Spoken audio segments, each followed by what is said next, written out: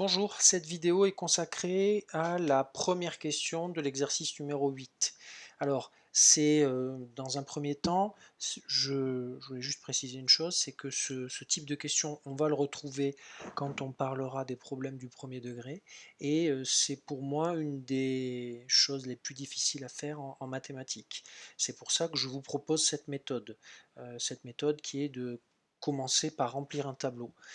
C'est pas la seule méthode, c'est peut-être pas la meilleure, mais moi il me semble qu'elle peut quand même vous aider.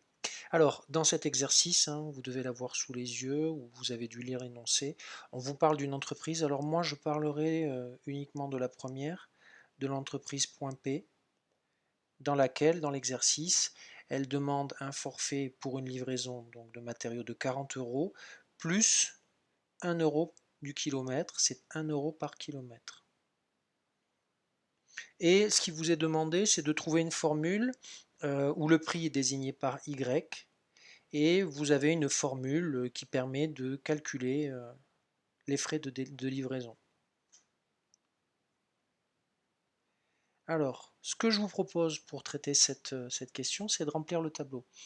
Il me semble évident que, enfin, on va écrire les calculs ici, dans la colonne prix, et vous allez voir au fur et à mesure la réponse apparaître.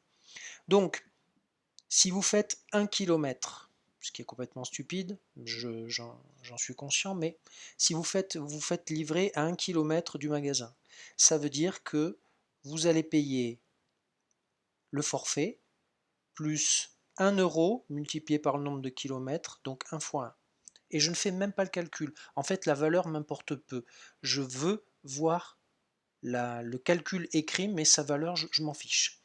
Si vous faites 2 km, donc vous payez quoi qu'il arrive les 40 euros, vous avez 1 euro du kilomètre, donc 1 fois 2, 1 euro pour 2 km.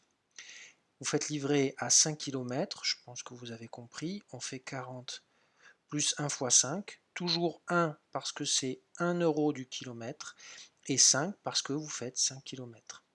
Ici, ce sera 40 plus 1 fois 10. Si vous êtes à 100 km, vous ferez 40 plus 1 fois 100. Et c'est là maintenant que finalement notre réponse va apparaître. Là, on voit bien qu'à chaque fois, on fait 40 plus 1 euro, donc 1 fois le nombre de kilomètres.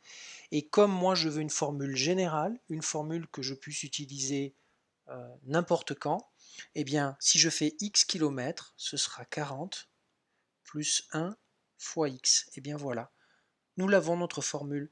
Nous savons que le prix, y, se calculera en faisant 40 plus 1 fois x, ou autrement dit, hein, puisque 1 fois x c'est x, c'est 40 plus x. Voilà, nous avons notre formule, et finalement, en remplissant ce tableau, je vous l'avais dit tout à l'heure, je n'ai à aucun moment fait les calculs, donné les résultats, parce que c'est pas ça qui m'intéresse. Ce qui m'intéresse, c'est d'arriver à cette étape-là. Alors, j'ai développé un petit peu, mais c'est d'arriver à cette étape-là, de comprendre en regardant les calculs du dessus que je ferai toujours 40 plus une fois le nombre de kilomètres. Le nombre de kilomètres c'est x, donc ma formule c'est 40 plus x.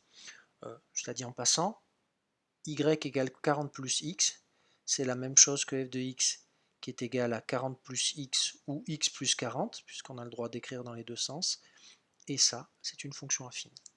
Voilà, mais écoutez, j'espère que vous avez compris.